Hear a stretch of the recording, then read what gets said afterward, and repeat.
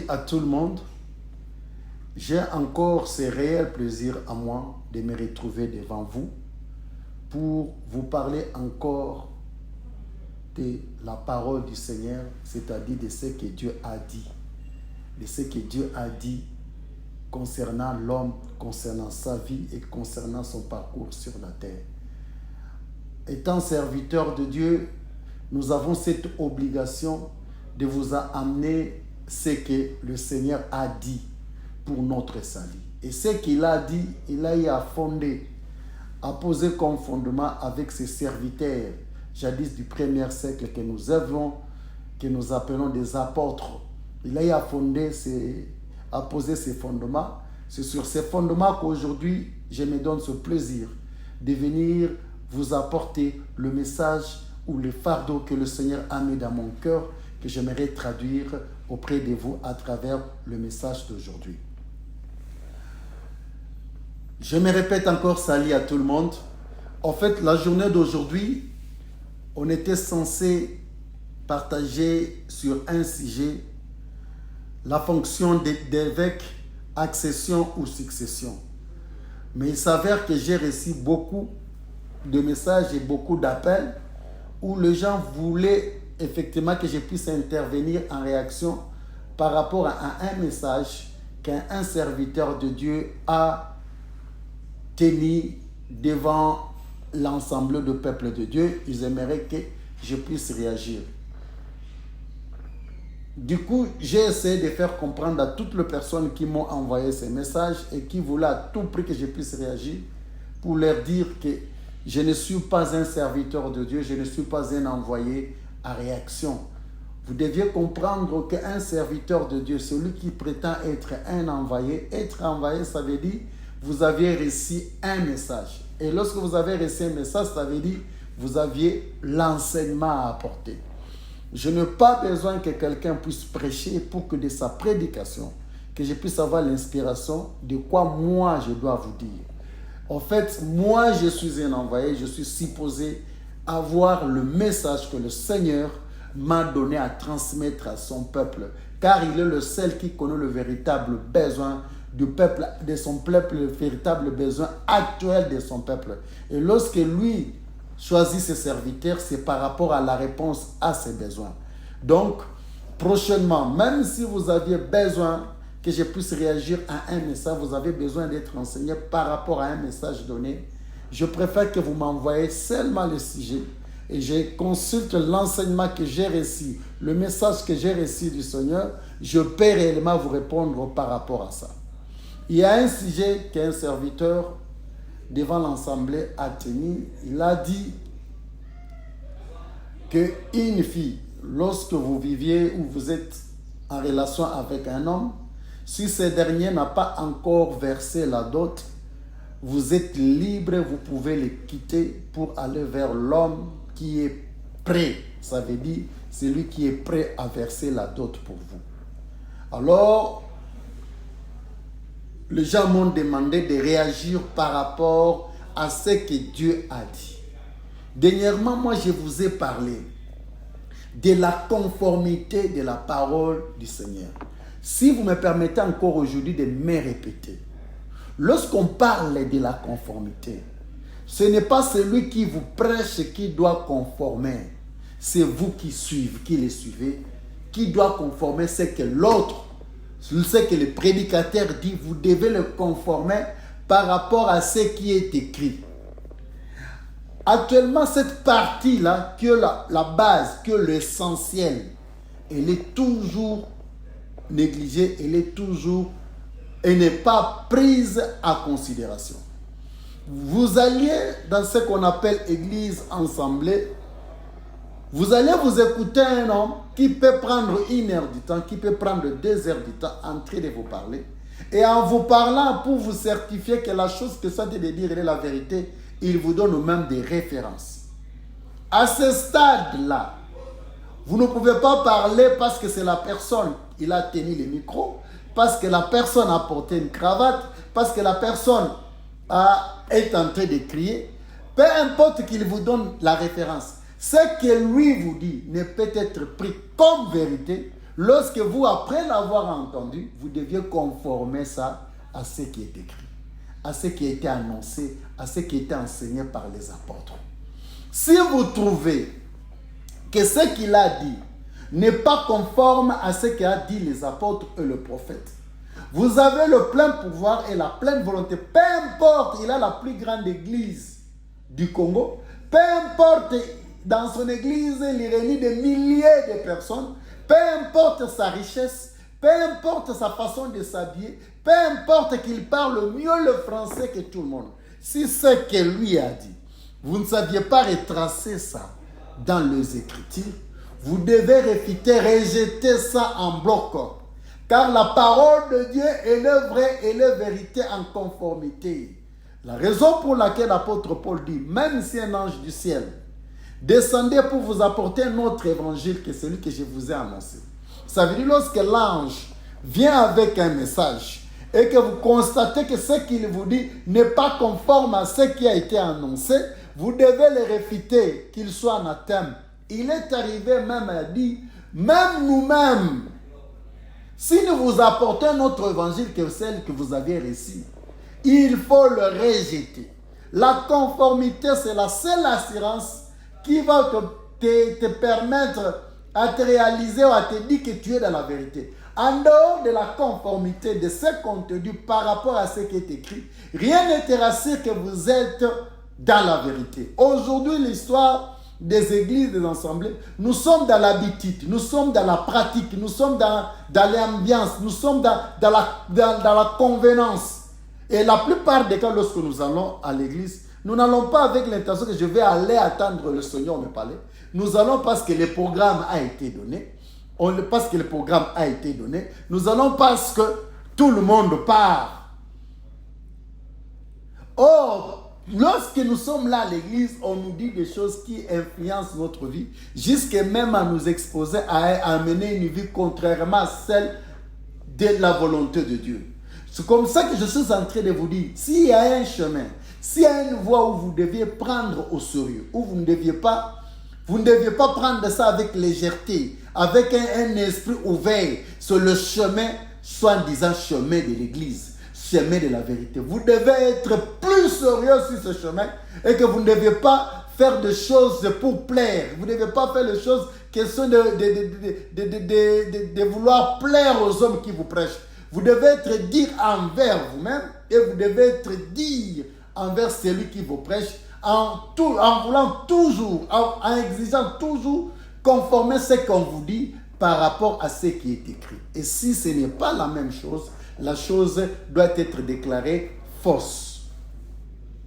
S'il faut répondre ou réagir par rapport à ça, vous deviez comprendre que dans les jardins d'Éden, lorsque le serpent, le malin, est allé pour séduire la femme, il n'est pas parti vers la femme avec un autre message que celui de Dieu. Mais la seule différence, Dieu a dit, vous pourrez manger de tous les arbres du jardin, sauf l'arbre de la connaissance du bien et du mal. Mais lui, lorsqu'il pose la question, il dit, est-ce que Dieu a-t-il dit, vous ne mangerez pas tous les arbres du jardin? La femme va répliquer par la question qui constitue effectivement un enseignement. Dieu a dit la chose, mais sur la parole de Dieu, le diable a dit le contraire.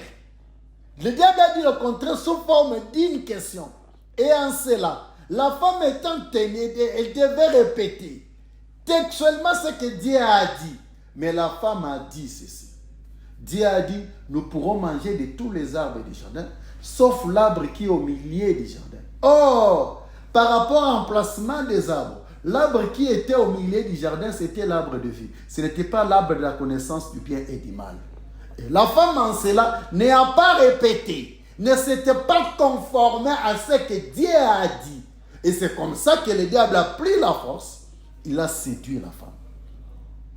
Et la femme est tombée par le fait qu'elle ne s'est pas conformée avant de répondre. C'est conformée à ce que Dieu a dit.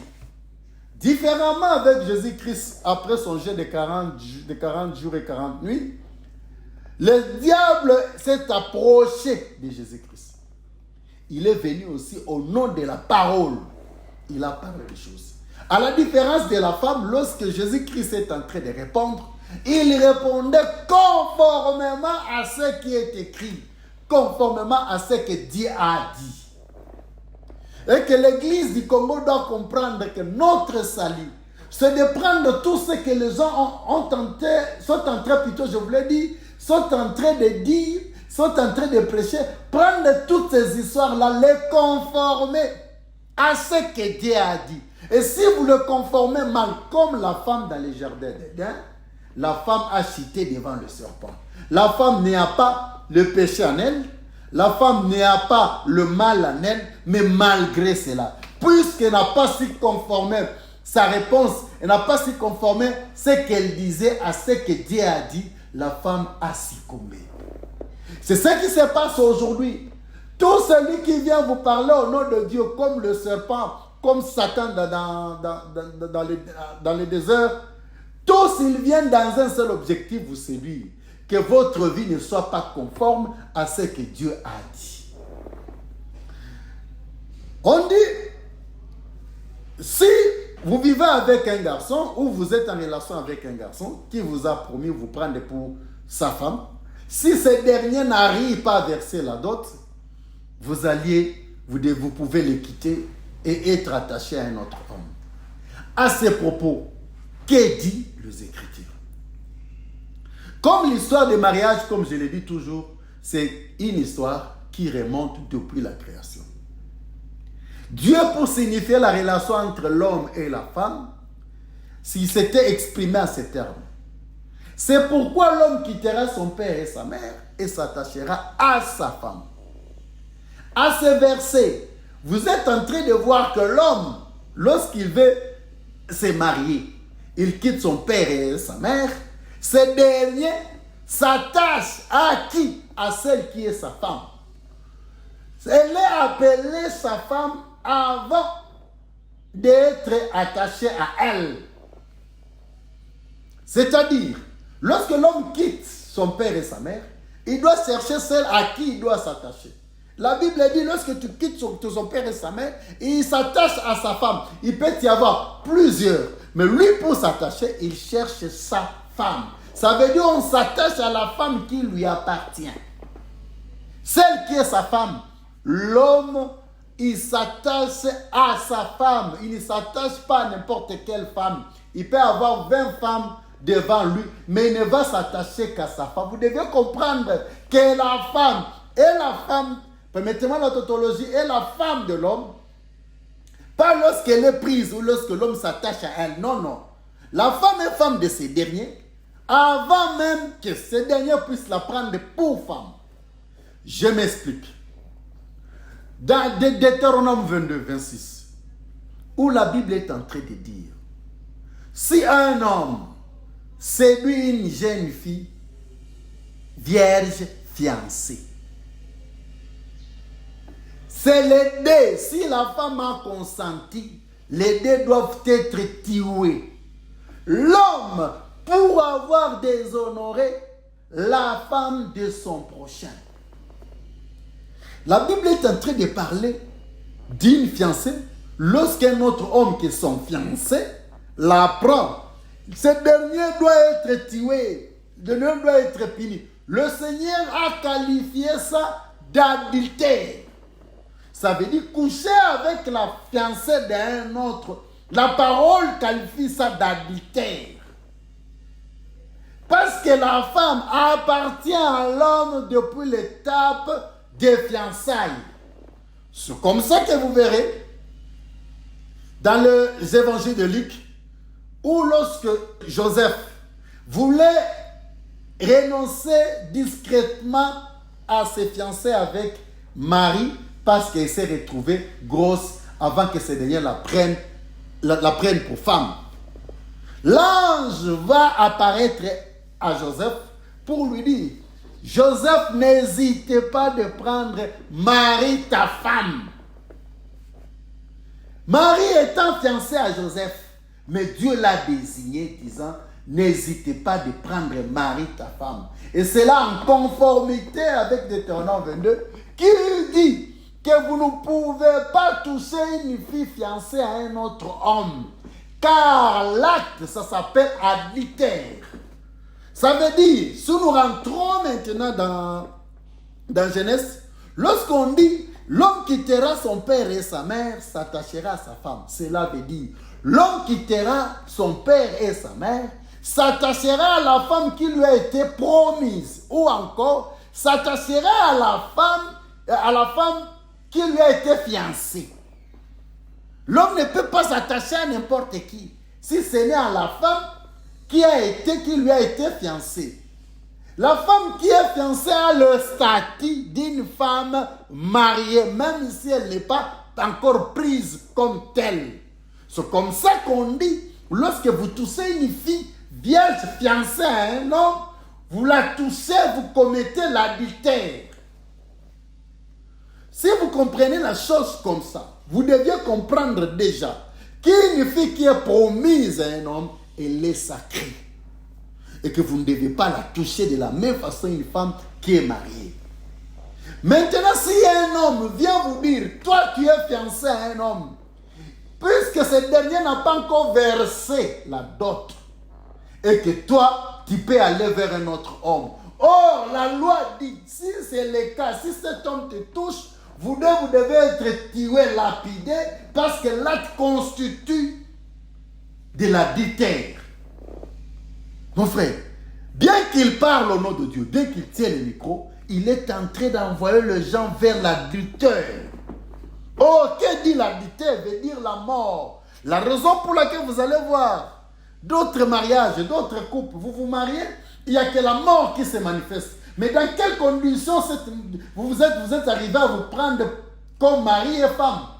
Si la femme était déjà dans un statut de fiançailles et que toi tu es allé la convaincre pour la prendre pour femme contre la volonté de son fiancé, dites-vous que vous êtes dans l'adultère. Ainsi dit la loi. Je vais donner le verset, c'est Deutéronome 22, verset 26. C'est ce que veut la loi.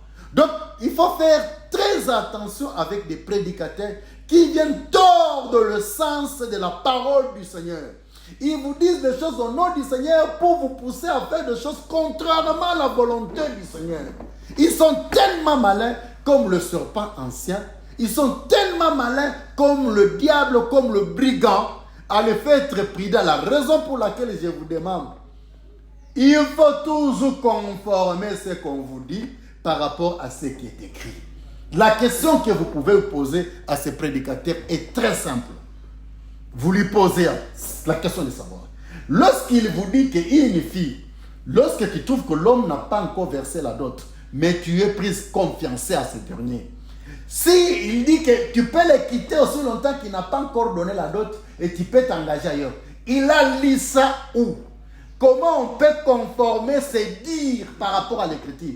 Parce que ce qu'il vous dit là, c'est la loi. Il vous donne une autorisation dans la loi. Qu'il nous dise là où Moïse, celui qui était censé nous apporter la loi par la volonté de Dieu. Qu'il nous dise là où Moïse a donné cette inscription. Là où Moïse a donné ce genre de comportement. Là où Moïse a produit ce genre de situation. Vous allez voir que le monsieur n'a même pas le verset. Vous allez voir, le monsieur n'a même pas une référence, il n'a même pas un fait biblique, oui, sur lequel il peut appuyer ce genre de recommandations. C'est comme ça que je appelle à l'église. La conformité par rapport à ce que vous dites va sauver vos âmes. Parce que nous avons actuellement des loups qui se sont déguisés en agneaux, des serpents. Vous devez être prudents. Parce qu'ils y viennent au nom de Dieu pour vous pousser à faire des choses contrairement à cette volonté de Dieu. D'ailleurs, je l'ai dit précédemment, vous deviez savoir qu'aujourd'hui, les gens se permettent de dire des choses que Dieu n'a pas dites en son nom. Comme j'ai développé, j'aimerais que vous compreniez un cas concret dans la Bible, dans Exode 22, versets 16 à 17. Où le Seigneur est en train de relater une situation. où il est tenté de démontrer une situation où un homme qui séduit une vierge femme, et puis lorsqu'il séduit la jeune femme, la Bible parle et pose la loi que ce dernier est obligé de prendre célibat au mariage en versant sa dot. Au verset 17, on dit, si le père de la jeune fille lui refusait, mais ce dernier est quand même obligé de verser la dot en argent. Regarde la philosophie du versement de la dot. Ici. Mais lui, lorsqu'il dit, si quelqu'un ne donne pas la dot, il faut le quitter, il faut aller vers celui qui donne la dot. Ici, le versement de la dot. Celui à qui on refuse la jeune fille, on lui oblige de verser la dot. Parce que le père a refusé. En fait, la philosophie, c'est quoi? Lorsqu'il faut parler de ce sujet. Que la femme, la jeune fille est sous l'autorité du père, n'est pas sous l'autorité de la prédication ou de l'homme qu'on appelle serviteur de Dieu ou pasteur. Que ces derniers ne vous disent pas des choses qui vous égarent, même de Dieu au nom de Dieu. Vous devez revenir parce que la matière du mariage, c'est la matière d'éducation, c'est la matière de parents, c'est la matière du père. Ce n'est pas à eux de vous dire ce que vous êtes censé faire. C'est à vos parents de vous dire ce que vous êtes censé faire. L'église du Congo, vous deviez comprendre que la famille a sa place dans vos vies, des droits, une place de luxe au fond de vous. Et lorsque vous avez commencé à confondre la place de la famille dans vos vies et vous mettez la place de l'église, ça s'appelle un égarement. Le père a l'autorité sur la jeune fille par rapport à la décision du mariage et du versement de dot. Ça relève du père. Mais si vous aviez connu sa fille sans que vous lui ne puisse vous autoriser, vous êtes obligé de verser la dot, même si ce dernier vous refusez de vous la donner. Ainsi dit la parole du Seigneur, Exode 22, versets 16 à 17. Vous devez comprendre que les jeunes filles, sur la question du mariage, c'est la famille qui doit éduquer les jeunes filles sur la question du mariage. Ce n'est pas la responsabilité de l'église. Jeune sœur, jeune frère, celui qui est censé te parler de ton mariage, celui qui est censé de te parler de ton choix, c'est ton père et ta mère. L'éducation, là, ce n'est pas le passé. Ils n'ont pas reçu ce mandat pour venir vous parler de l'éducation. L'autre fois, j'ai donné même cette précision. Vous deviez comprendre que l'église, c'est l'éducation du fils. L'église, c'est Larry. Vous devez savoir lorsque le pasteur vous parle là, c'est Larry qui est en train de vous parler.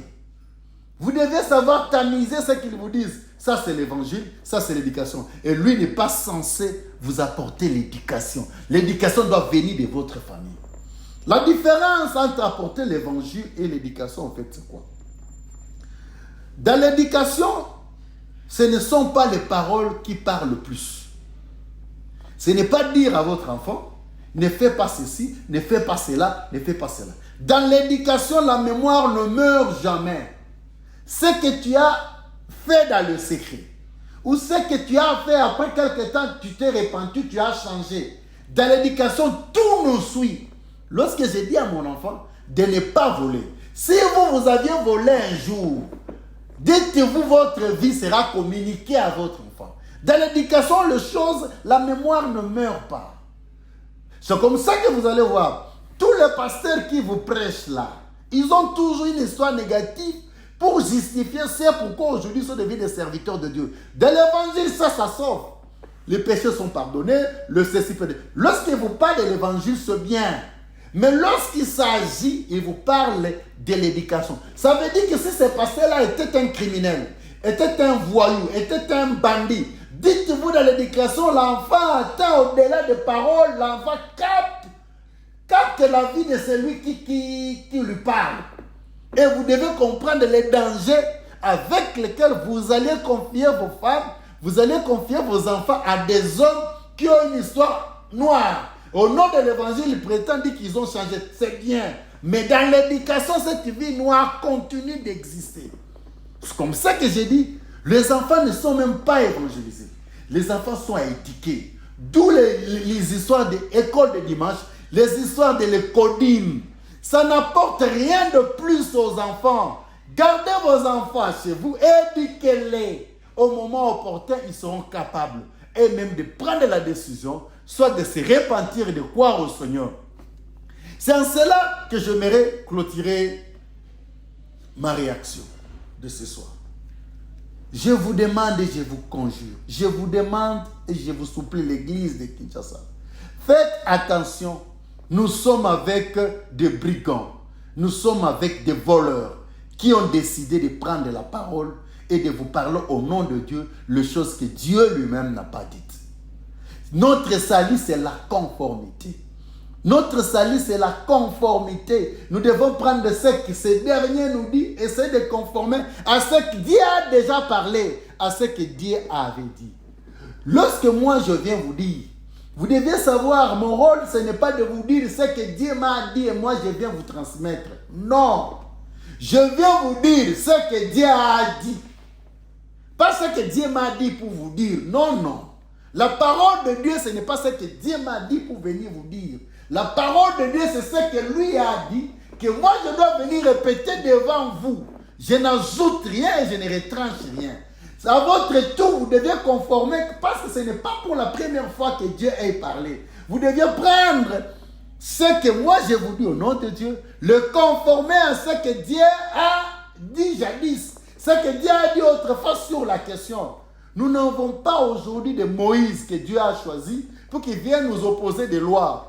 La loi a déjà été donnée. Nous n'avons pas aujourd'hui de Paul pour venir poser les fondements de l'évangile. Le fondement de l'évangile a déjà été posé. Nous avons que l'obligation de conformer, que ce soit en loi, ce que Moïse a dit, que ce soit en évangile, ce que les apôtres ont dit.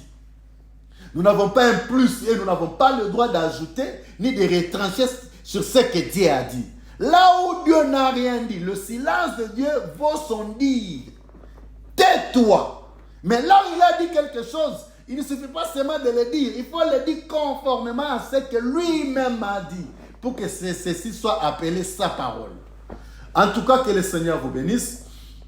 À la prochaine occasion, à la prochaine émission, nous allons parler sur la fonction d'évêque, accession ou succession. Pour accéder ou pour être un évêque, on doit accéder ou on doit succéder. Parce que nous avons beaucoup de réalités. Nous parlerons aussi de... Je ne sais pas si je peux appeler ça fonction. Être pape, bibliquement parlant, conformément à la Bible, c'est être qui? Être évêque, conformément à la parole, c'est être qui?